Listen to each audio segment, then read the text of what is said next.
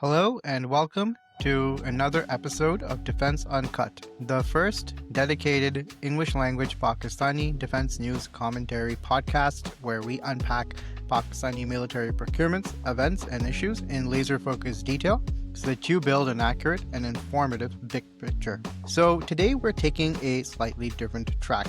Arslan had an urgent family emergency to attend to, so it's just Asim and I for this episode. In light of the ongoing conflict between Iran and Israel and America, we thought it would be good to overview Pakistan's nuclear program. Now, we won't be able to go through every aspect of it in this episode, but we really wanted to highlight how Pakistan built an indigenous nuclear research and development and industrial capacity on one end, and also discuss its efforts to build or secure effective delivery systems and how ongoing regional trends may direct the nuclear program moving forward. So I have with me today Asim. So how are you, Asim? Good, great to be here. Great. So let's just jump into it. So, I think one thing people may not have realized, and I will go into it a bit more detail, and this might explain to an extent a lot of the misperception surrounding Pakistan's nuclear program, but really Pakistan had two parallel nuclear programs running at the same time. Like one was, the very well known publicized KRL project, which is the uranium side of the equation, and the other was the PAC-led plutonium side. So now the thing was that a lot of the discussion about the ISI, subterfuge, and all this kind of stuff really was tied into the KRL side, and I think that's where a lot of the perception around Pakistan having, a very, I would say, like let's say a borrowed nuclear program or an imported nuclear program sort of came from, but it really glosses over the much more structural, indigenously driven, embedded PAC program. And that was really the actual, for lack of a better word, nucleus of the Pakistani nuclear program, right? Both in terms of energy and also in terms of the weapons program, especially the weapons program in its current form today. So I just want to, before we get into our discussion, I just want to give a really quick timeline. So, Pakistan's nuclear program at its infancy started in the 1950s as part of the American Atoms for Peace initiative. The whole idea, the whole hope was to leverage nuclear technology as a way to scalably drive electrification in Pakistan and provide, the country with a clean, low-cost source of energy, basically. And through that, in 1956, the Pakistan Atomic Energy Commission, PAEC, was born. It's the official scientific body in terms of nuclear R&D within Pakistan. And from there, they basically carried on, a series of projects under the Atoms for Peace initiative. So the big one, the first one was the PARR-1 or PAR-1 research reactor, which was set up with American help. And then following that in 1972, the Karachi Nuclear Power Plant or CANUP initiative, which was built with Canadian assistance, at least in the starting half of the initiative. And, really a lot of that work from the 1950s until about the early 1970s was primarily about research and development for nuclear energy and scientific knowledge. And this is a really important point to stress, was that for the first potentially 20 years of Pakistan's, actual nuclear R&D, the attention and energy literally went into building a research and development base. So this wasn't a situation where this was a country which was sitting on nothing, decided to go and randomly pursue nuclear weapons for whatever reason. No. Rather, when the time to discuss nuclear weapons came, and this was mostly after 1971, there was an actual somewhat flourishing R&D base within the country already for nuclear. Like there was a family or I would say like an environment of scientists, an early ecosystem of necessary facilities and, academic institutions. There were some leading experts within the field of not just the core nuclear science, but also the surrounding ecosystem of it, both from the industrial end, considering how many companies had to get involved for producing those early nuclear reactors, like the CANUP program, and also on you can say the contributing side of nuclear, like, for example, the metallurgy and all those areas. So when the leadership or the national security leadership decided to go and open the question of nuclear weapons, they already had this community within the country that they can speak to, right, Asim? Yeah, so definitely. And to add to that point, as we know, the Pakistan of like the 50s was very different from the Pakistan that we have today, right? So there was a large number of physicists and scientists that were trained in foreign universities that were more than happy to work in Pakistan. And they were, heading and working in many of these scientific organizations. And there was a very, very large pool of talent and engineers that were gaining very important experience throughout. So from that point on, that existing community already present. In 1971, we had the war with India, which led to the cessation of East Pakistan, which is now Bangladesh. And from there, Pakistan's national security leadership basically got the awareness or sense that their existence as a country could be, you know, existentially threatened, meaning that it could be completely taken off the map. Like there is that scenario where it could happen. And already from that point on, from within 1971 itself, perhaps was not the trigger to consider nuclear weapons, but it certainly set the urgency for looking for, measures for absolute deterrence to prevent further, additional Pakistani territory from going towards India or being lost. And then the real trigger for the Pakistani nuclear program was India's Smiling Buddha nuclear tests, which happened in 1974. So from that point on, the sense was okay, like India is evidently introducing nuclear weapons into this region. And knowing that they just literally 3 years ago worked to break up Pakistan, that there is a underlying intent to basically existentially threaten Pakistan, that there is a sense that, okay, that if they had the means to do it, that they would pursue it. Like any opening that they have, that they would basically exploit it for that outcome. So basically, they don't respect your borders at their very core. Right? They'll always look for this opportunity to exploit. So that was the perception of the Pakistani security leadership. And now that you see India has evidently, built the groundwork for nuclear weapons, that now they're gaining that very critical strategic advantage to be able to act on those aims.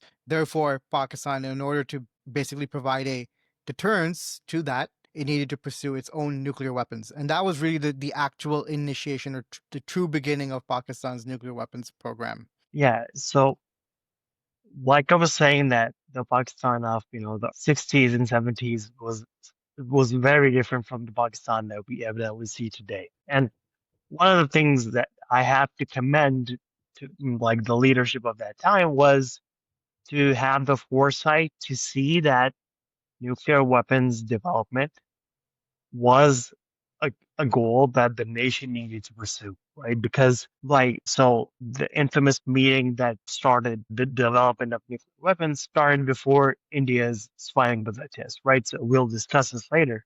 But to have that foresight to, be able to see that that's something that you will, need to safeguard the integrity of Pakistan is very important. And you can, of course, with hindsight, sitting in 2025, you can sort of see that with how Iran is dealing with its neighbors and how it's being pressured, right? And you can sort of see how much foresight the leaders of Pakistan had back in the day. And you kind of hope that that's sort of the foresight that our current security leadership will also have with issues going forward. And another thing that that we'll also discuss here is that Zulfikar Bhutto's famous line that we'll eat grass but we'll develop nuclear weapons. That was, really put into practice because Pakistan as a policy wanted to develop nuclear weapons and it did whatever it could. It hedged its bets and it did excellent planning for that goal, right? And that sort of planning we haven't seen for a lot of things, and we wish we would see that kind of planning for a lot of things.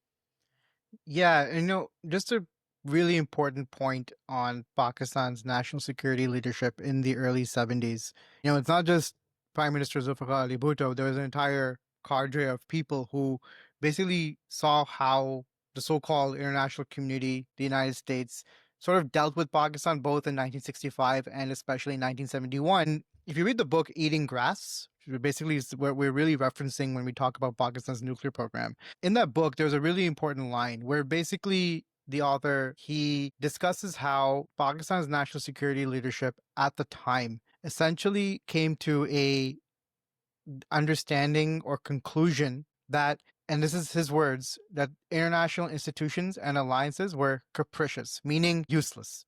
So this is such an important point to kind of, you know, drive home that for in 1972, when Zulfikar Ali Bhutto brought in, the country's top scientists and gave them basically the mandate to go and figure out how we can develop a nuclear deterrent, the understanding in that room was that you cannot trust anyone with your national security and integrity. That when lives are on the line, when your sovereignty is on the line, you are actually on your own. Like no amount of international law, UN resolutions, or even alliances, maybe with the exception of one potential one, which was China at the time. But let's put that to the side. And that's like its own separate discussion. But in general, you could not depend on anyone when things got hot. And not only that, you cannot even depend on people or the word of other countries, especially those who are in some way trying to impede on your national interests, either as brazenly and directly as India could be, or is actually, or to an extent America, which doesn't really want you to interfere with, or maybe doesn't want you to disrupt India's growth trajectory. Right. So you can never trust these other powers at any point. And this is such an important, I think, lesson that our national leaders may have unlearned based on their statements today. And it's something that we need to readopt as a country, is that when you look at India threatening your water flows through the Indus Water Treaty, for example, right? Or you look at the way other countries might commit to you in terms of, OIC resolutions or UN resolutions, and or for example, you have leaders in Pakistan saying that, we should go and litigate India's violation of the Indus Water Treaty through international law. These sorts of perspectives, according to our own doctrine that we developed 50 years ago, need to be put to the side. Because the ones in that room in 1972, they did not say, well, if India develops nuclear weapons, we're going to go and litigate it because this is against nuclear proliferation treaties and blah, blah, blah, right? No, everyone should sign the NPT. We believe everyone should sign the non-nuclear proliferation treaty. No, this was not the approach they took. The approach they took was, if India gets this capability, we're going to match it. Right. And I think this is such an important point because if India, and straight up, they said they'll never go back to the Indus Water Treaty, that's over for them, then you need to develop a sense that, okay, if they're not going to do that, why are you trying to litigate it? Let's say the international community agrees with you. Let's say international law agrees with you. It doesn't mean anything, right? Like, literally, in the case of what's happening in the Middle East, you had the ICC weigh in and basically put an arrest warrant out for Netanyahu. No one cares. Like, literally, no one cares. So why are you the ones trying to become these global citizens when no one else cares? Where according to our own country's own doctrine 50 years ago, again, the word was international institutions and alliances are capricious, right? Which if you open the dictionary, basically means they're useless. And I think when you have this perspective, it drives your policy towards productive outcomes, where suddenly the economy matters, research and development matters, industry matters, because all these things tie up and tie back into the things you need to be able to build a military deterrence capability. Yeah, that's absolutely spot on. And just to add to your point, in the 70s, UN was a much more powerful entity, right, compared to what it is today. And our leaders in the 70s were thinking that. So imagine if you teleported those people to our time, what they would think about, the international order right now, right? So it really is the might of right. If there's one thing that the whole Middle East situation for the past 3 years has taught us is that it's the might of right, right? And sorry, the right of might. And you need to have might, and you cannot have might without economic power. Exactly. There are definitely trade-offs and you have to trade off certain things in order to achieve other things for sure. Like as we'll go into this, like the nuclear program did require significant resources that could have gone into like, I don't know, like civil infrastructure, fine. But the point being is that at different points in history, everyone needs to make some sort of sacrifice, right? And you can say that the Pakistani public, to a very big degree, made a sacrifice for the nuclear program because, again, it was an existential issue. So, and I know we're kind of connecting it today because to the Indus water issue, but today, water security is our nuclear issue. Today, if you're Pakistan's security leadership, you have to evaluate, like, okay, who have been the ones who've benefited from Pakistan's existence up to this point?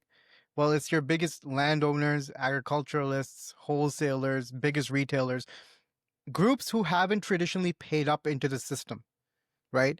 And at some point, and we call this in public policy the basically political economy, meaning that it's essentially when it comes to, and this is one aspect of it, when it comes to your national sovereignty, why does it exist? right? It exists to protect the people, yes, and it also exists to protect your entitlements as a leadership. And you have a lot of these landowners and big business owners. Well, it's time to pay up, because if the Pakistan army or military cannot defend you against India, and that includes both militarily directly, but also in terms of securing your water interests, then your economic fortunes are going to go down over the long run. Like, maybe you might not be affected by it, but your kids will, your grandkids will, and so on and so forth, right? So this is where you have to make that trade-off and sacrifice. And if you don't, then that's actually like a very dangerous question to pose, right? Because at that point it's like, well, why are we here? Right? Why do we have this country then? Right? If you're not going to invest into it. So just to put that out there, because it's very relevant to the situation we have today. Because I'm sure this will become very apparent in the subsequent podcast episode, but whenever we discuss J35s or whatever SAM system or whatever, these things cost money, right? And that has to come from somewhere. And when it comes to your average Pakistani middle class worker, wage employee, and even industrial businesses like manufacturers, you have tapped them out, right? They cannot generate more tax income for you, right? So essentially, that weight has to be shared between a broader base of people. And we're not talking about average local, Pakistanis laborers and stuff. No, no, no. No, we're talking about people. If you look at the tax numbers and contribution numbers, we're talking about people and entities that just, and this is a matter. It's not a moral judgment. It's just a matter of empirical mathematical fact. Like, they have not paid a lot into the system, and now that time is coming. So yeah, just to throw it out there. But now just to go back into the nuclear program, we have two major paths, right? We have the plutonium path, which is led by Munir Ahmed Khan, and then we have the uranium path, which is led by Abdul Qadir Khan. So, Sim, can you give us like a high level of both of them in terms of what they're trying to achieve and why we pursued two parallel programs? Yeah, so in terms of developing nuclear weapons, just like a fun fact, even the two bombs that were dropped on Hiroshima and Nagasaki, one of them was uranium and the other one was plutonium, right?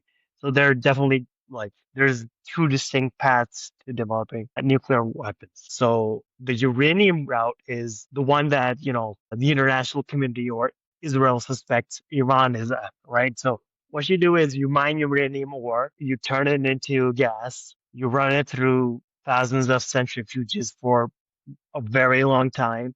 You separate an isotope uh, that is useful for actual fission, right? And you enrich, that's called enrichment. And then you enrich that, isotope. Uh, you, and when we say that we're enriching, the gas, we're basically increasing the concentration of the isotope that we want.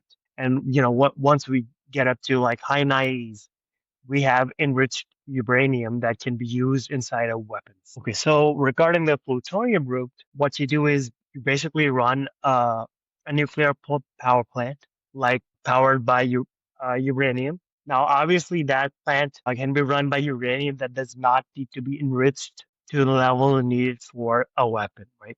But what you do instead is you bombard that uranium with, neutrons, and that gives you plutonium, roughly speaking. I'm not a nuclear scientist, but roughly speaking, I believe that's what is done. Now, you could do this if you had a lot of nuclear power plants, or you can run a dedicated reactor whose job is not to create power for the grid, for example, just to create plutonium for a weapons. So that's essentially the plutonium. Now, as we'll see, and as we'll discuss, Pakistan embarked on both routes. So the plutonium route was being pursued by PAEC under Munir Ahmed Khan, right? And the uranium route was pursued by KRL under AQ Khan, right? And roughly speaking, plutonium-based weapons are smaller, so you need less plutonium to create the same amount of kilotons of explosion, right? Compared to uranium. But uranium devices are easier to construct in terms of the outside stuff, which includes the explosive lenses and, the outer stuff needed to make the fissile material go critical. So, roughly speaking, the uranium route requires more investment, is a very long process, but at the end of the day, you're able to create a much more crude nuclear weapon that is larger. But with plutonium, can basically create, so you obviously need a lot of investment, but it's more high tech investment. But your nuclear weapons are the weapons that you end up with are much smaller and are more advanced. And as we'll discuss, Pakistan eventually did go down this route because this is the higher, higher end of the technology ladder when it comes to weapons development. Yeah, so basically, when we look at the literature on Pakistan's nuclear program, essentially the plutonium program was the first program that got started, and it was basically the traditional route in the sense that we had a lot of the existing R&D for plutonium because that's where a lot of our energy R&D had come from initially for the previous 15, 20 years. So a lot of the experts that we had on station were able to pursue that program. But due to certain factors, the big one being that as soon as India announced, or like basically India had its nuclear tests, the world basically sanctioned Pakistan. And that's like a very recurring trend in this book, Eating Grass, is where whenever India does something, it's like Pakistan, they get slapped for it because the goal is to prevent Pakistan from achieving that capability. So India essentially in the Atoms for Peace era was basically able to leverage the know-how and technologies that you can get off the commercial market and basically put that to use towards developing its nuclear weapons. Whereas as soon as Pakistan was trying to do that, then all the doors got shut on Pakistan basically. So essentially as a result, the plutonium program started to move very slowly. And again, it's not a new issue. This has been pretty much the reality of Pakistan's nuclear program even up to this day. The US, for example, let India into the nuclear supplier group, let India into the missile technology control regime, and let India into other frameworks, which allowed India to basically import a lot of important critical technology for weapons development, whereas Pakistan is totally sanctioned and cut off from all of these things. Basically, the KRL initiative was set up about 2 years after the PAC initiative on the basis that it would be that shortcut to a nuclear weapon. And I believe it materialized relatively quickly. So basically by 1978, KRL had enriched uranium for the first time, so successfully. And then by 1984, they produced weapons grade uranium. So just to put in context, Pakistan basically had affected its nuclear weapon very, maybe up to 13 years before the actual tests. And this was a uranium weapon, to be clear. So the plutonium program was still running in parallel. It obviously was slower. And just to your point, with regards to how plutonium grade warheads are basically made, I think that was probably one of, and likely still is, one of the reasons why Pakistan has not been admitted into the nuclear supplier group is on the grounds that there is that concern that if Pakistan was able to scalably build out its nuclear energy grid with many, many power reactors, that its ability to basically stockpile plutonium warheads would just go up exponentially. So in order to curtail that and keep it limited to basically the Khushab breeder reactors, the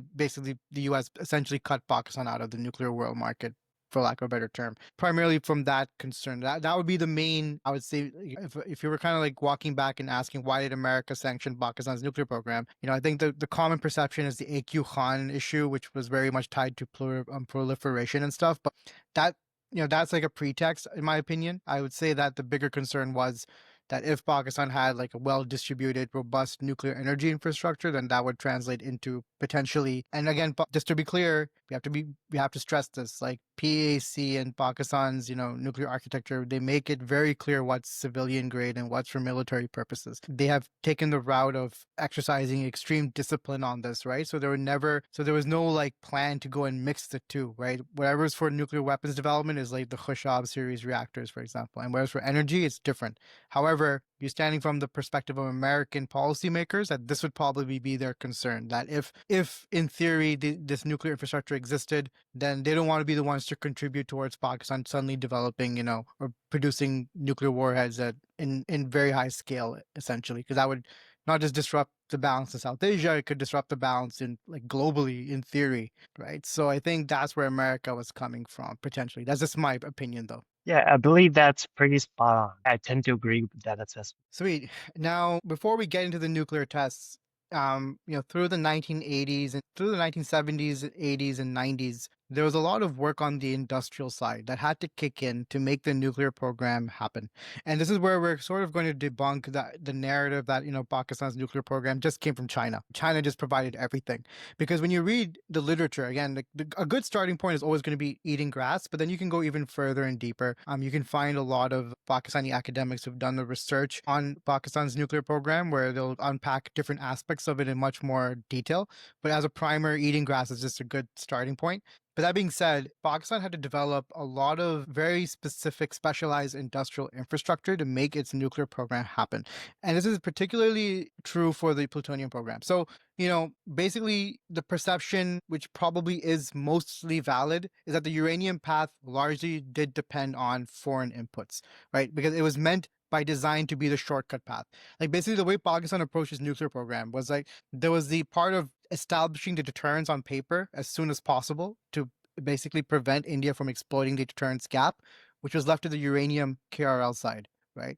And then there's the more long-term established deterrence in absolutes or in absolute terms, which was the plutonium side, right? So they understood that they needed to bifurcate this and they needed to split this out, right? In order to make sure that their fundamental goals were being met both in the short term and long term. And again, this really speaks to just the foresight of those national security leaders to do this because they could have fallen into either trap. Like they could have fallen into just get the deterrence capability out there. Once we have it established, no one will attack us. They could have just gone to the uranium side of the equation and just ended it there.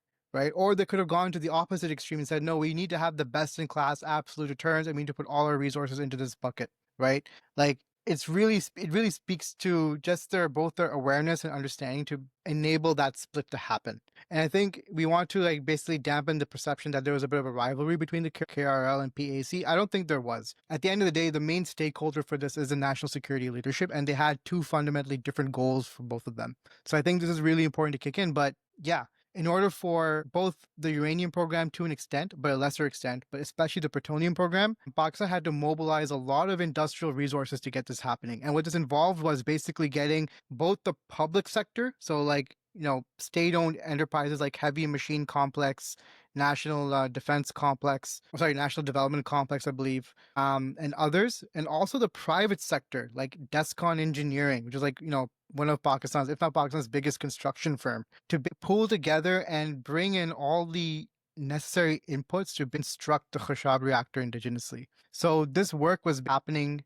through the late 1980s and early 1990s. And there was some assistance from China, but again, put it into context. If Pakistan was not sanctioned by the world, right, it would have been able to go and get that critical assistance from other places. So then from that point on, just to give you a list of the things that Pakistan had to like learn how to indigenously build. These include, among many, many things, a low-scale uranium ore concentration plant, uranium extraction and refining plant, uranium metals, zirconium production, heavy water plant production, tritium production plant, which is going to be very important in relation to the plutonium program, a pilot scale reprocessing facility, gas centrifuges and cascades, centrifuge components, and explosive lenses for implosion devices. And the list keeps going and going. And remember, like the information that eating grass has is up to a time limit.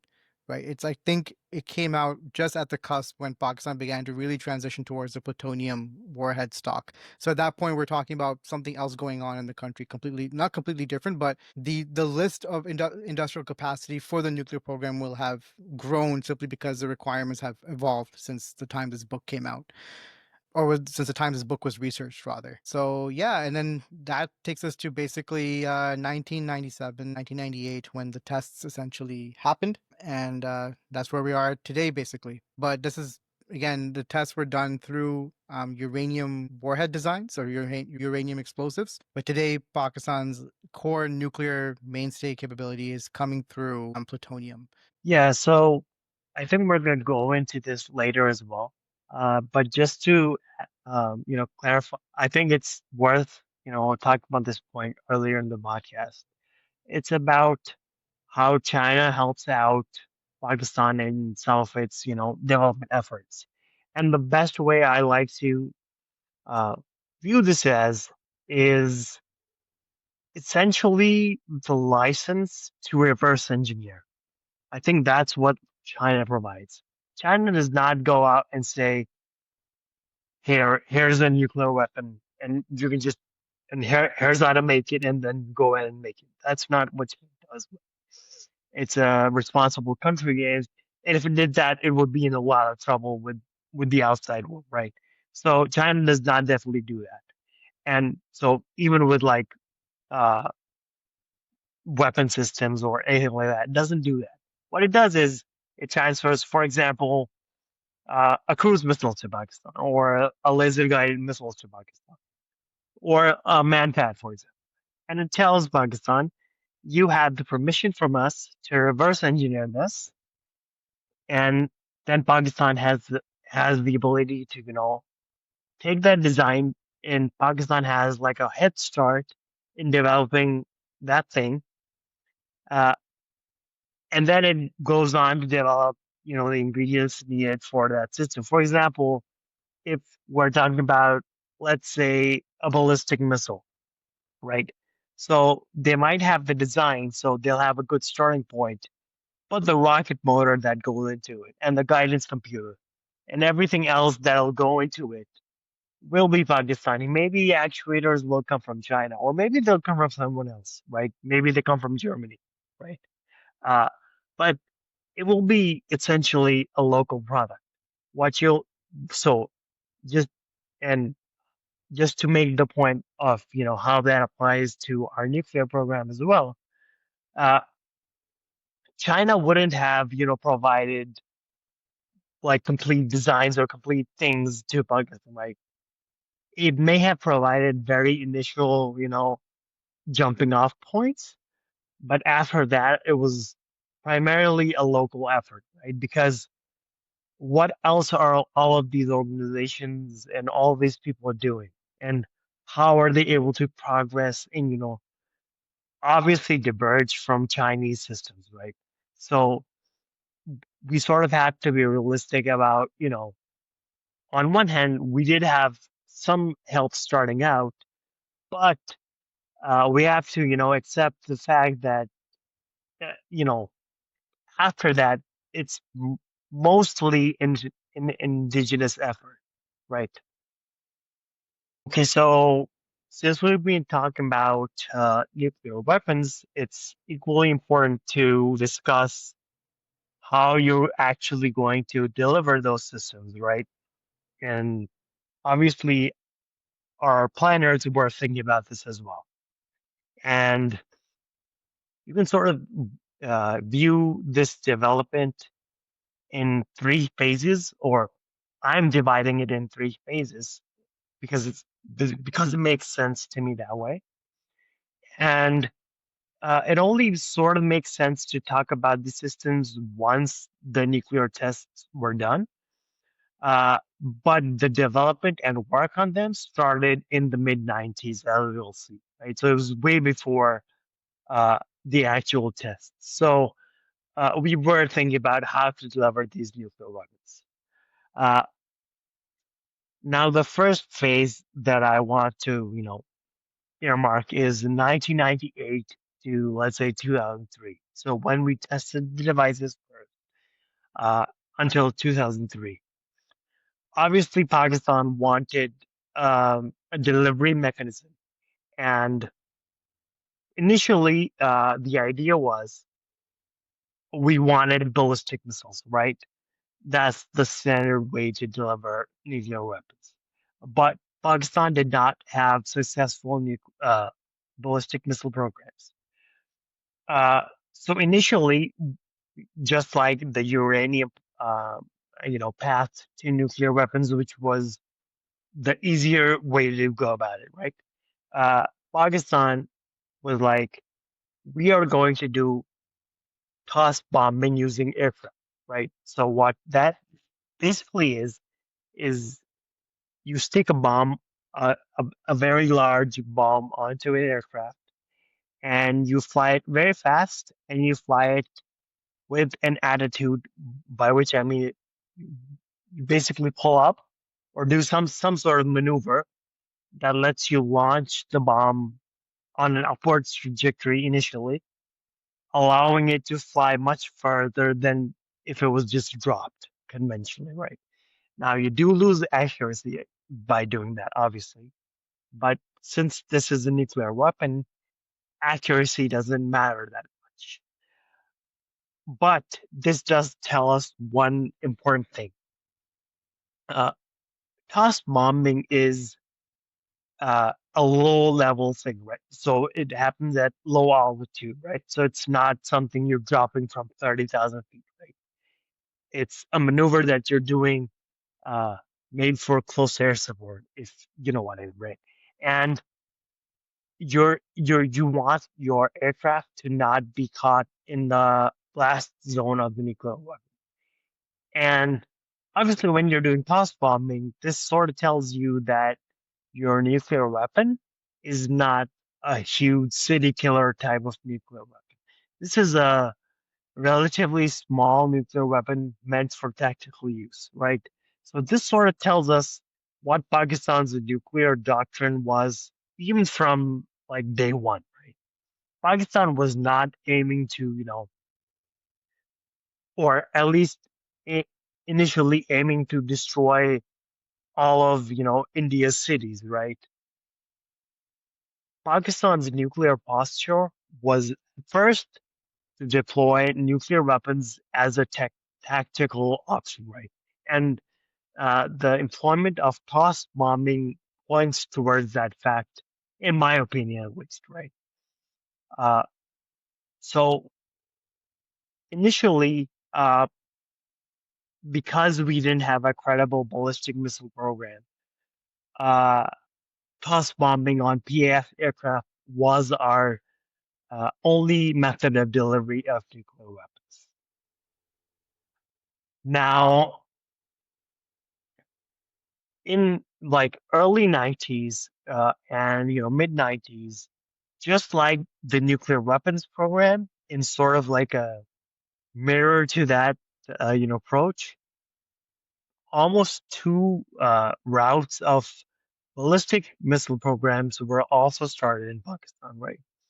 So the distinction was between a liquid fueled rocket program and a solid fuel rocket program, right?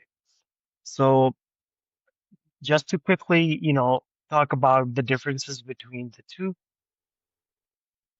uh, a solid rocket motor has more thrust, is more rugged, and but it is not throttleable, right? So you cannot change its thrust easily, right? On the other hand, a liquid rocket motor has less thrust, right? Slightly less thrust, is less rugged, right?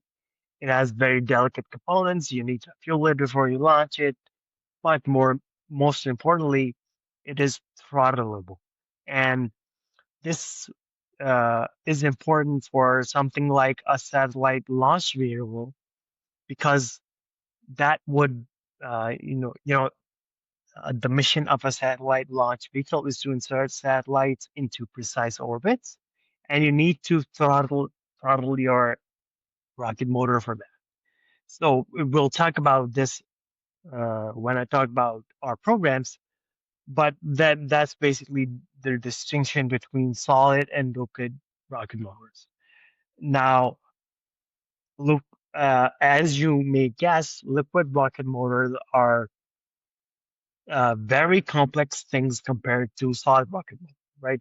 A solid rocket motor is just a giant metal tube with a lot of fuel in it, and you basically light a match under it, right? Roughly speaking. But a liquid rocket engine has got turbo pumps, it has got turbines, it needs to pressurize liquids, and then it has an ignition chamber, it needs an injector. There's a lot of complication in a liquid rocket motor, right? So it's a more complicated thing for a more specialized application. But like I said, Pakistan wanted to hedge its bets, so both programs were started in Pakistan. So led by KRL and based on North Korean ballistic missile technology, right?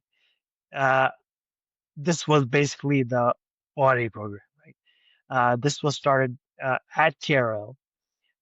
And the first test was in 1998, but this didn't enter into Army's service until 2003 because there were a lot of issues with the missile. Because, like I said, the liquid fuel technology is a difficult thing to master, and Carroll wasn't really, designed to pursue a ballistic missile program. They were primarily developing nuclear weapons, and then they took up this task to develop uh, the delivery system in terms of a liquid fueled ballistic missile as well, right? So maybe in hindsight, that wasn't the best organization to pursue that program. Uh, Now, in parallel, in basically the same time frame, a solid based ballistic missile program was also started. This was led by uh, various organizations that eventually became NESCOM and Sovarco.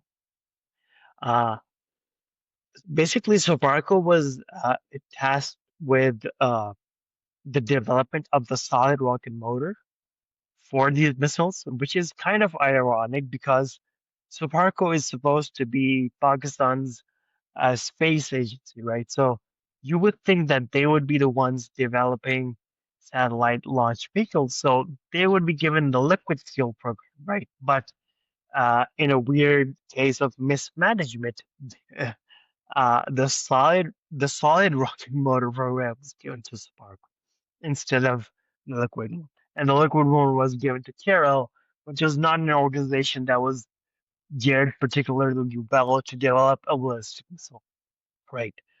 So this consortium of NESCOM or the organizations that would eventually become NESCOM later, and Sovarco developed a series of missiles that, again, as I said earlier, started with some help from China, right? So, like like I said, China probably gave you some early designs or one or two examples of something, and then gave the license to reverse engineer those. And then Pakistani scientists and organizations would build on these and develop their own systems. And anyone, who examines these missiles from the pictures that are released can easily recognize, improvements, iterations, and design changes going on these. So they're really, it's very disingenuous to say, that Pakistan solid motor program is just the Chinese M11, right? It's really not. So a series of solid rocket based ballistic missiles were developed. Abdali was a Soparco led program, and then Ghaznavi and Shaheen were led by NDC, which eventually merged into NESCOM. Uh, Now, one more thing that I want to say is uh, in the early 2000s, Shaheen 2 was also tested, but this was primarily an attempt to increase the range of Pakistan's ballistic missiles. But this was a very large ballistic missile, and it is my opinion, we don't have numbers on this, but it is my opinion that we have Pakistan chose to produce small numbers of ballistic missiles like Shine 2, right? Because primarily it's the medium range ballistic missiles like Shine, Ghaznavi, and Adali that are going to form the bulk of Pakistan's ballistic missile delivery, ecosystem, right? And that's one of the reasons is A, that's cheaper, and two, like I said, Pakistan's nuclear posture is about, um, you know, attacking Indian military formations and not, hitting everywhere in India. That's, I believe, I, I believe that's a secondary goal of Pakistan's nuclear doctrine that, comes into effect with the development of systems like China 2 and China 3, and eventually Awapi, right? Uh, okay, what else? Okay. Now that we've talked about, ballistic missiles during the period from, 2003 to from 2003 to 2010, there was another development of systems during the same time period, and that's regarding cruise missiles. Uh, so Pakistan primarily developed two cruise missiles, right? One was Babur, which was a ground launch cruise missile, and the other was Rod, which was an air launched cruise missile. And both of these were meant for obviously nuclear delivery missions. Now, there's a very popular story that the Babur is based off tomahawks that fell in Balochistan when the USA was trying to target Al Qaeda in Afghanistan, right? Personally, I don't think that's a very realistic story, and I know even Nawaz Sharif, is, you know, seemed to say that it was true at one point, but I don't think that's true because what really makes a cruise missile is the turbojet or the turbofan and the guidance computer, right? And those are not things you can reverse engineer from I call the crash systems. What Bobber is more likely based on is turbojets from China and Ukraine and indigenous guidance computers, right? And that program is safely in the realm of, possibility for development inside Pakistan, right? So you don't we don't need to, undersell Pakistani organizations by saying, oh, they couldn't have developed a cruise missile if Hamas hadn't landed in Balochistan, right? I feel that's a very, naive assessment of things. And once Pakistan had developed Babur, right, the focus also shifted to developing an air-launched nuclear delivery system, right? Remember, up until now, the only air launch thing that uh, Pakistan could do was toss bombing nuclear weapons. So when RAD was developed, that gave Pakistan the ability to deploy nuclear weapons from aircraft at standoff ranges, right? So this could be a development of uh, bigger nuclear weapons, right? Because this could be used in at standoff ranges, so it could be a bigger nuclear weapon instead of a tactical nuclear weapon. And also, it's giving Pakistani planners, like in a war scenario, more options. Now, one thing that is peculiar about Pakistan's cruise missiles, Babur and Rod, is their very small range compared to, let's say, Tomahawk or something, right? Or Scalp or something. And uh and I believe that goes down to two factors. One of them is turbojet or turbofan technology, right? We're probably not able to procure the kinds of turbojets and turbofans that are powering cruise missiles like Tomahawk, right? Those are extremely fuel efficient. We probably have very inefficient turbojet designs, right? And because these have a nuclear role, they have large payloads, right? There's only so much you can miniaturize uh, a nuclear weapon, right? So those two factors probably limit the range of these systems, right?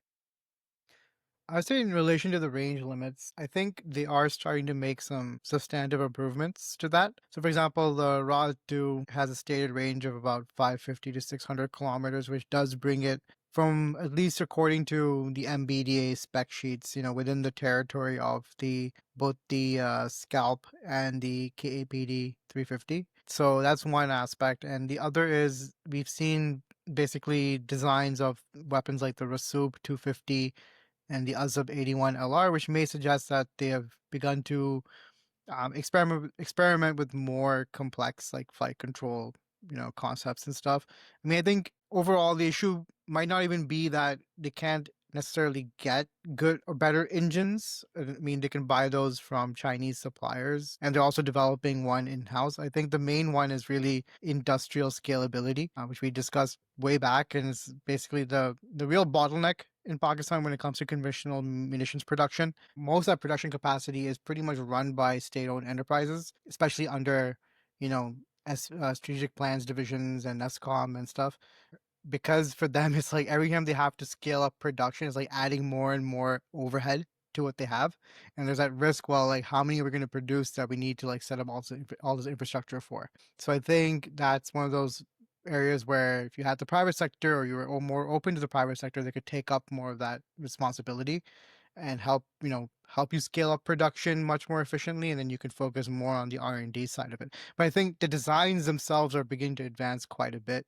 Even like the export grade Temur, which is basically the export version of the Raad, it's range limited for export purposes. It's has a stated range of about 280, 290 kilometers. So I think they have probably, at least from a design standpoint, have overcome that issue. Maybe it's more of like, can they get it into production and induct it in numbers and get that capability and scale? It's a question. Yeah, that's absolutely the right question to ask, right? So, can we produce these in numbers? So, when we were probably importing the turbojets for these systems, production rates were likely very low, right? And as we know, there are a lot of you know local programs for these turbofans and turbojets. And as these improve, of course, the ranges for these sort of systems would improve. One more fact to keep in mind is that Pakistan only has a limited number of nuclear weapons. So it only needs, or should I say, it only has the capacity to induct a certain number of delivery systems, right? So if Pakistan has, let's generously say, 200 nuclear weapons of different kinds, it can only induct uh, maybe like 20 rods, 30 bobbers, 100 shine ones, uh, shine twos, 20 shine threes. And I don't know if my math added up to 200, but my point is there's only a certain number of delivery systems that you need for your limited nuclear stockpile, right? So Yeah.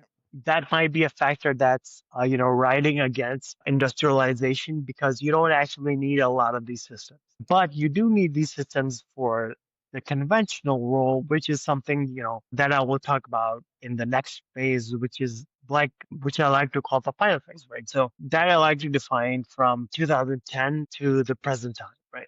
So in that time frame, Pakistan really miniaturized its warheads, and that is evident by the development and announcement of the Nasser system, right? Out of nine Nasser system, and that's a tactical ballistic missile with a very short range, and it's a small missile that is nuclear capable, and that uh, almost certainly has a plutonium based warhead. It definitely does not have uranium based warhead, right? And that points to sort of the final develop. I like, in my opinion, the final development of Pakistan's nuclear weapons program and sort of Pakistan's nuclear weapons delivery program as well. Another test that happened, was the Bauer 3, which was an attempt at acquiring a second strike capability for cheap, right? So you launched a Baba cruise missile from the torpedo tube of a conventional submarine. Now, this is just my opinion, but we haven't heard of any more tests of that system. And I suspect that interest in that system uh, and when I say that this is sort of the final phase of Pakistan's nuclear development, I don't mean Pakistan's nuclear weapons program is, stagnating or something like that. What I mean is I believe Pakistan feels at this point that whatever it needed to do in terms of the nuclear sphere, it has achieved. And now it is much more important for Pakistan to focus on the conventional side of things, right? So this is evident from the fact that we're taking a lot of the systems that we developed for the strategic sphere, like cruise missile, right? Rod 2 became Temur, right? Now, Temur is a conventional version of the nuclear capable air launched cruise missile, right? And then we saw the development of the Fatah series of systems, right? Fatah 1, Fatah 2, and these are exclusively conventional systems, right? These are ballistic missiles, and Fatah 2 has a very long range, right? But it is importantly a conventional system. And a lot of this probably has to do with the fact that, the conflicts that Pakistan and India have been having now are based on the understanding that we've developed uh, nuclear weapons to a level where nuclear conflict is basically not going to happen. And now we're going to battle it out in the conventional sphere. And in that sphere, Pakistan is developing, versions of systems, that it earlier developed for, strategic use. So that's why we are seeing a lot of systems with no mention of nuclear delivery. Maybe that's one of the reasons we've not seen, tests of systems like Bomber 3 from, a submarine or, the Nasser or anything like that. The most tests that we see are either you use the trials of like systems like Shaheen 1 or Shaheen 2, right? Maybe one or two trials of the Hori. But because that's not a primary system, uh, you know, that's preferred for nuclear delivery. I don't believe there's many of those systems left, and more focuses on systems that are like Fata and Fata 2. Yeah, I think one thing it'd be really interesting to explore is that, especially with the miniaturization of the warheads and also the production of boosters like tritium, that maybe part of Pakistan's strategic doctrine is sort of, I wouldn't say shifted, but maybe has reached that original intent from the very beginning. When we go back to your toss bombing example, was to have this very tactically focused nuclear program. So the whole, Pakistan's approach was never to develop something that could be a city killer. It was really about maintaining, small warheads that could be used against military targets, right? Especially those ingressing within Pakistan and trying to take away its strategic integrity, like territory and stuff. So maybe perhaps there was a shift towards being or having a more responsive capability. So, for example, when you think about like the Shaheen series or the Hori series or the Ghaznavi series, it's like you're thinking about these massive TELs that have to be deployed somewhere. They're pretty big targets. I mean, there are probably a lot of ISR attention going into them. Whereas when you have something like, and maybe the Rod and Bobber programs maybe kicked off the rationale for it, was that if you have these much smaller delivery vehicles, which could be produced at potentially higher numbers because they're relatively simpler to make compared to like a Shaheen 2, for example, or Shaheen 1A even. You have like, even for example, they recently tested the Abdali weapon system, the new Abdali, which seems like it's the Fatah 3 that was suddenly given like more of that nuclear-esque designation. So I feel like there's a sense that, hey, like let's leverage these smaller, nimbler, more responsive weapons that we can embed within our conventional systems or conventional arsenals better for our nuclear deterrence. So that makes our deterrence much more distributed, much more federated, much harder to pin down and neutralize at any one point. That even if, let's say, someone was to go out and claim, well, the Shaheen 2s have been disabled, that doesn't mean anything because you have now these smaller munitions which can also hit long ranges, like the Rod can go 600 kilometers. Who knows, like the Fatah series could be developed further and further and further. I think it's like a newer rocket technology or solid propulsion technology stack compared to what was developed for the Shaheen series as well. So because they're smaller missiles, but like they're meant to be more compact and more modular in a sense. Well, perhaps the thinking is that by deploying these smaller munitions and warheads to these, more efficient delivery vehicles, they were able to scale out the nuclear presence much more rapidly, as a means to further reinforce that, not just that they have the ability to strike with nuclear, but that it's much more difficult to neutralize it, perhaps, because it's just that much more responsive now. Yeah, and funny you should mention Abdali, right?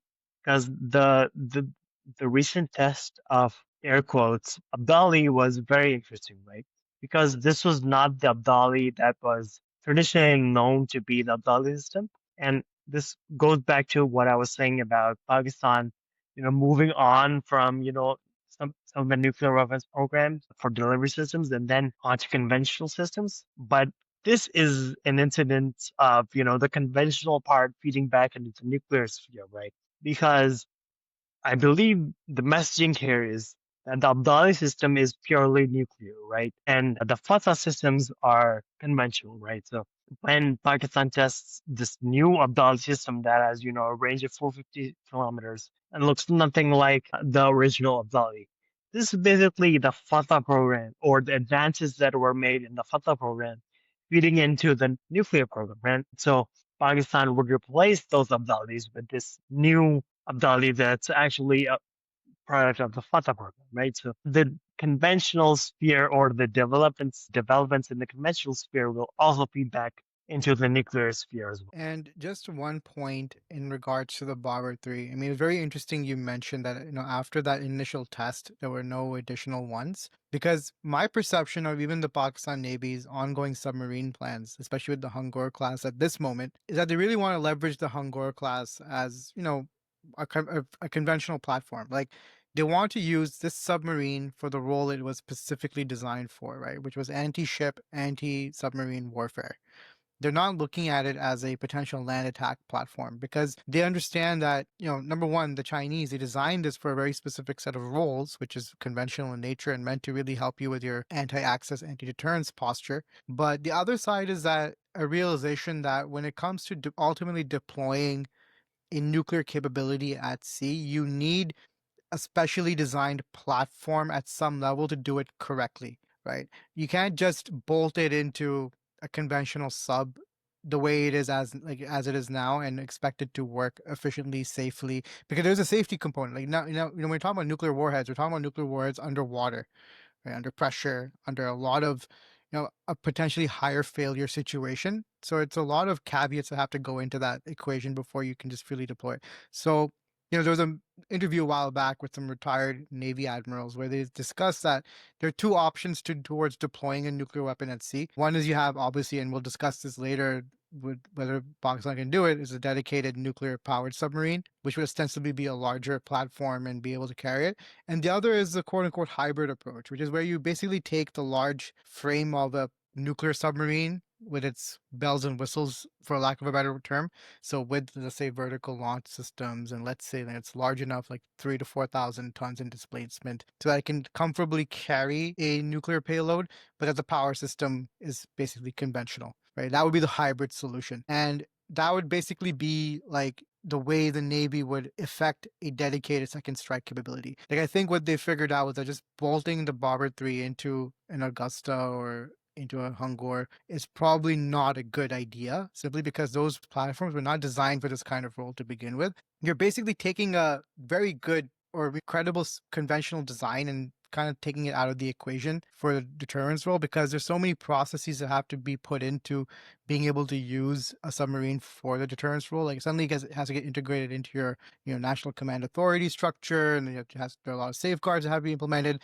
And there's, again, we're talking about on the field deployable safety and risks that go into deploying a nuclear weapon underwater, and just a whole list of issues that you just don't want to deal with. And it'd be better just to say, okay, when it comes to second strike, we have a very specific platform program, and it's going to be platform X. It's over here to the left. It's completely isolated from our other programs, and that's where it's all going to go into. And I think that's where the Navy's probably thought about it and is probably heading in the long term. And I think this goes into our next section, where we have to understand that Pakistan's nuclear program, it has two critical things that are generally lacking in a lot of other sectors in Pakistan. The first is you have a actual existing R&D base on one hand, and then an industrial ecosystem that'll shift the designs into real world applications such as reactors on the other hand. And that if everyone thought that these entities were not doing anything, then there'd be no need to sanction and control and prevent Pakistan from accessing high-tech instrumentation equipment, high-tech, wind tunnel testing, and other inputs that you need in order to develop systems. Clearly, there is a base that's developing things that they're able to absorb development technology and use it productively. That's the reason why America is sanctioning them and preventing them from accessing things. Like, just towards the end of last year, we had a whole series of both Pakistani and third-party Belarusian and Chinese companies get sanctioned by America, specifically for providing these sorts of inputs. Like, it wasn't because they were providing rockets or anything to Pakistan. No, it was because we're providing tooling, instrumentation equipment, lab testing equipment, manufacturing equipment to enable entities like NDC, NESCOM, and so on to go and develop and produce these systems. So clearly, there is a developmental ecosystem in Pakistan, and both, and also an industrial one. The issue is that it's just because it lacks access to so many things that it's very easy to pass a perception that it's just getting it from China. But I think we have to put, as you said, put even the Chinese connection into context. What China is doing is basically giving Pakistan the market to access things that it cannot get anywhere else because it's just simply not allowed to. That is the maximum approximation of China's role in this. It's not going to go out of its way and give Pakistan like IP and everything.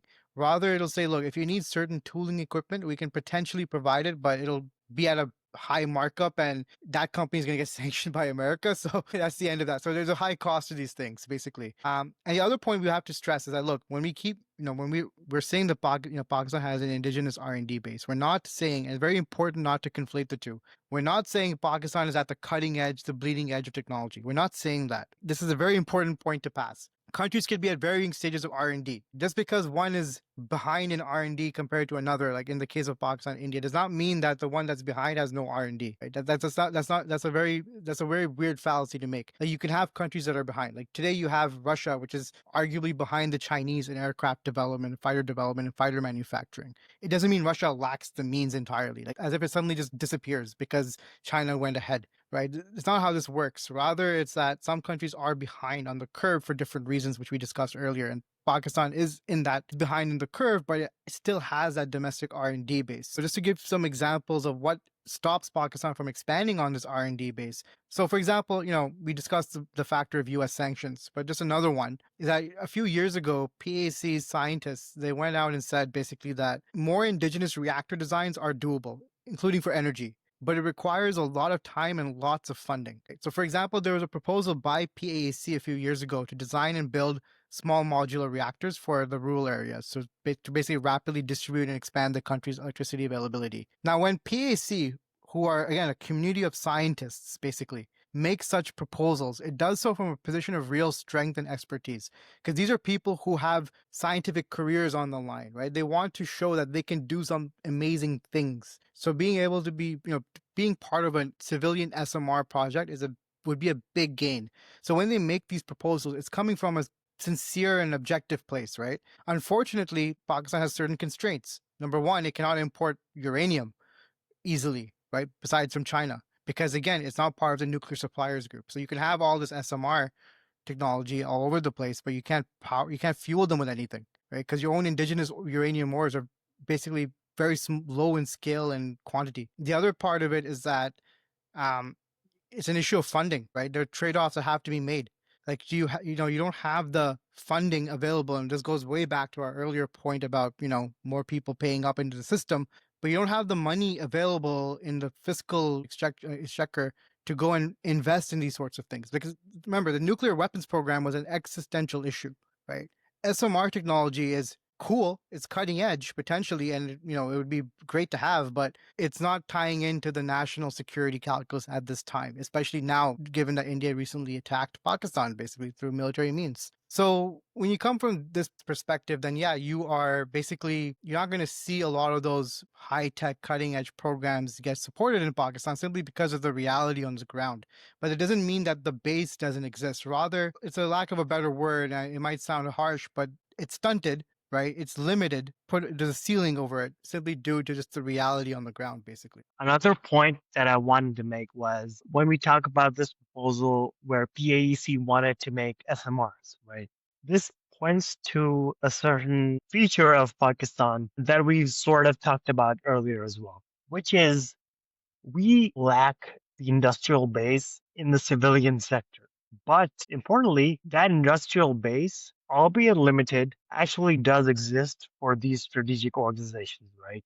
So because it was an existential project for Pakistan, we did develop a lot of industrial inputs that were needed for these programs. And when PAEC is making these proposals, it's essentially saying, hey, we have this, latent or, idle industrial capacity sitting around that we can put to good use if you just let us do it, right? So this points towards a bigger problem, right? That we do have industry, but it's very stunted and it's only restricted to the use of these strategic organizations. So maybe some of, our security planners could think about easing the security controls on these industries, allowing them to, provide inputs to the civilian sphere. That would definitely help out Pakistan's, industrial deficiency. Absolutely. And of course, there are those rare moments when what PAC might know from a civilian standpoint could potentially align with an emerging strategic need. So in the previous episode, Arslan and I, we sort of touched on the topic of nuclear powered submarines. And again, look,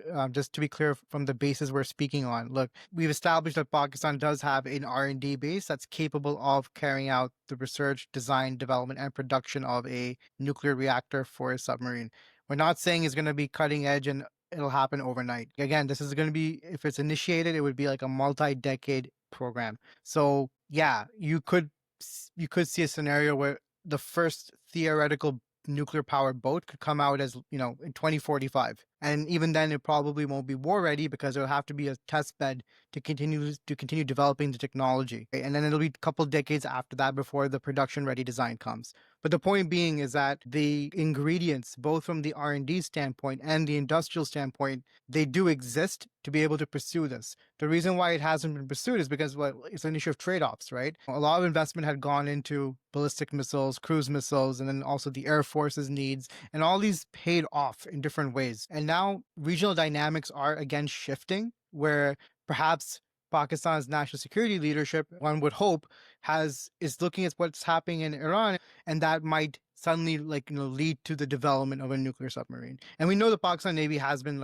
going on and off about it. Like there's been an on and off issue for at least since the early 2000s. That's when the first talk of it happened.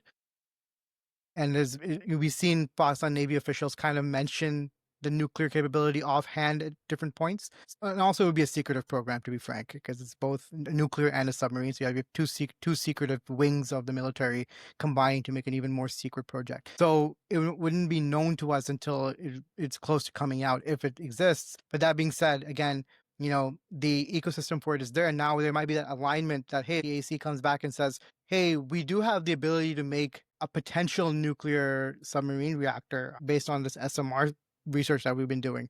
And then the strategic side will say, okay, well, let's look at that and let's explore, and we can give you the funding for it. Again, a lot of ifs have to align in order for that to happen, but who knows, maybe current regional dynamics are pushing Pakistan more towards that. But again, just point being is that when that alignment happens, you will start seeing movement. But the macro point is that it's been a resource issue, and the resource issue does significantly, but not entirely, because Pakistan does have some natural constraints. It is an energy importer, for example, so you can never really out negotiate that. You have to deal with that. But many of the resource problems do come from, for a lack of better term, bad policy making. It's not due to a lack of skilled people, capacity, or even initial funding support, because that was all there in 1974 to bring the nuclear weapons program to happen, right? It's just that, when you have, and the most brazen example I can think of is a sudden break between the thinking that went into the nuclear program to what we're seeing how leaders are dealing with the water issue. When you see that kind of break, it makes you wonder, are you not following your own reference material? This is we're not introducing anything new here. Again, Pakistan's national security leadership in 1974 came to the conclusion that they needed the nuclear weapon because they couldn't trust international law or anything. And now you go and try to litigate the Indus Water Treaty. So it doesn't make sense.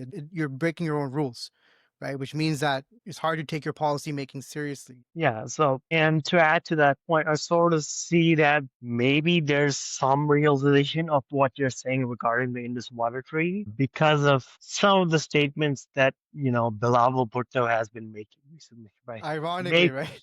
yeah. Maybe that's an indication of, a realization of the seriousness of the matter. Maybe he opened his grandfather's books and came to the conclusion everyone else did at the time. But yeah, the reality is that he represents a very important constituency, which goes back to the whole political economy side of the equation. He represents agriculturalists and landowners to an extent, a big extent. And if he is facing, if he says this, he's facing some heat from his constituents, right? And we're not talking about voters, we're talking about like powerful people who are saying like, hey, our crops are going to be affected. You need to figure something out. You're in the government, or you were in the government. You have an ear with these people. You have an ear with the generals. You need to like drive some urgency. So yeah, that could potentially, again, drive different, that original thinking back. Other things, there's some other factors as well in relation to the nuclear reactor research. You have, for example, Turkey. They're interested in developing or procuring their own nuclear submarine. I think on this matter, Turkey's experience might not be too different from Pakistan's experience, in that they're going to have trouble finding willing partners who will be willing to part with that technology. I mean, France is not going to do it, right? The UK might to an extent, but again, like to what degree are they willing to offer that? So that could potentially open up an area of mutual collaboration where the funding and the support and the direction could come from Turkey to help drive a PAC reactor program. So again, and then this goes to another point, and I want to also emphasize this. I think we as Pakistanis, we've sort of coached ourselves into limiting ourselves by not being ambitious, by not seeking to push the boundaries of how the world works, and not exert ourselves as a country in pursuing our interests. So, just to be clear, like it's not about fantasizing and having big dreams. No, it's about, when you see certain opportunities, like let's say, with Turkey or wanting a nuclear powered submarine, you as a decision maker in Pakistan should push towards that and say, hey, look, we have an actual existing R&D base, right? It goes back 70 years. Right? We have people who've been doing theoretical research and stuff on reactor technology. We lack money and we lack access to uranium. You get us these two things, or even one of these things, and then we can help you out, right? And we can be that very trusting partner towards you, because that our success in this area depends on your success. So we're interested in the confighter too, so let's work out a deal here, right? I think that's the kind of approach you have to take. I mean, it sounds a bit Trumpian when you say let's work out a deal, but really that's what the powerful independent countries do. They really do push the boundaries and see what they can get away with. When there's a little bit of burn, they walk it back a little bit. It's really disconcerting that you have, with Pakistani decision makers, by default walking the, we really believe in international law and we're going to litigate this kind of line. This is not the way countries operate, right? Countries operate based on actual interests. And when those interests, clash with international law or whatever, they don't really care. No one cares. And India doesn't care. So why do you care? That's where the self-limiting came in. We need to unlearn that, I would say. So basically, to conclude a theme based on the whole macro point, which is basically that Pakistan does have an existing nuclear R&D base and also an existing industrial base. What would be some takeaways that you would want Pakistani decision makers to hear in relation to this moving forward? I guess the primary thing would be to allow access to the industrial backbone that a lot of these strategic organizations have. Allow the private sector to access that industry, because Pakistan has a lot of hidden industry that is very high tech, but it's hidden from the private sector because it's under this blanket of security. So that's one thing that Pakistani organizations need to do. The other thing is, and maybe we're moving in this direction anyway. So Parco needs to focus on a liquid fuel rocket program, right? If they want to be a serious, space agency, they need to develop their own satellite launch vehicles. Sure, solid rockets have a place in any space program, but you need to master liquid fuel rocket engines. And maybe whatever work was done at TRL can support or help kickstart the work that I'm proposing to be done at Safarco. And with regards to, what the Navy is envisioning with regards to focusing on conventional warfighting capability, I think that's very important as well. I think it's Pakistan's assessment that it needs to focus on conventional responses and conventional systems is absolutely correct, because as we've seen in recent couple of flare-ups with India, it was the conventional systems that came into play. Pakistan needs to focus on those, and it needs to focus on the ability to produce them on an industrial scale, right? Because Pakistan's industry was or is focused on primarily strategic systems, and it needs to refocus on conventional systems. I agree. And I definitely agree with the notion of opening up to the private sector. I think, it's one of those areas where it is grossly underappreciated for the role it plays in the country, even now. If you were to basically just look up, which industries or which entities pay up the biggest proportion of Pakistan's, tax revenue today, it's primarily from either middle class income earners from the cities, right? Or laborers or manufacturers. So it's the three critical sectors of the economy that drive or help drive human development and exports. The two things you need in order to be able to fund your security requirements. And those are the three that are incredibly stressed, right, by having to support so much of the weight without support from the other sectors of the economy and, political economy, so to speak. And it's very important that to understand that, when it comes to manufacturing in particular, and we can look at India as an example, especially in the South, is that once you allow this to operate more freely, both from a security standpoint, obviously you can establish security controls and export controls and these sorts of regulations to help ensure that things stay within the correct bounds, right? Like America does this. You don't need to have like overbearing security measures and to the extent we just clamp down on all activity, which is the case in Pakistan. You can have measured controls to, the measured controls are working against Pakistan, and America's export controls are working against Pakistan right now. So, clearly it's doable. But I think when you open up the private sector towards manufacturing, you create a lot of positive effects. Number one, you basically give the industries that are able to generate, maybe now less so compared to a few decades ago, thanks to things like automation and robotic processes, but still, you're able to generate high value jobs. And you do produce a lot of engineers and scientists in the country who don't have a lot of opportunities at home. Like once they graduate, they're either looking to study overseas or work overseas. So you can finally provide these people, and they're produced in maybe not relatively high numbers, but obviously like in overall real numerical terms, it sounds like they're dedicated institutions to producing them, like Qaid Azam University, NUST, and all these other places. So clearly, there are people, quite a few people who are out there who can enter the industry and be absorbed, right? So the private sector could be enabled to do that, and once it absorbs these people, then you create these ecosystem effects where once those people get those jobs and they set up families and they have requirements for housing and what have you, and then you have a whole pyramid of economic activity starting to happen from that top all the way down, which helps broaden things like your tax base, right? It helps drive up your human development more. It helps create a sense of buy-in and investment in the country amongst the people themselves, right? And obviously, you can't strategically you're not able to concentrate all your industries in the eastern side of the country, right? Like that's like probably a bad idea from a strategic standpoint. So when you encourage proper private sector investment from a well-organized standpoint, from a strategic standpoint, you would do it within places like Balochistan or KP, which are your more unstable and somewhat alienated areas. So then suddenly those areas start getting a injection of high value domestic investment and jobs, and they start getting integrated economically through infrastructure, power, and other measures which are designed for actual tangible outcomes like defense. Because defense, like, let's be frank, the threat environment demands that Pakistan should spend a high amount of money in its defense needs through perpetuity, for example, potentially.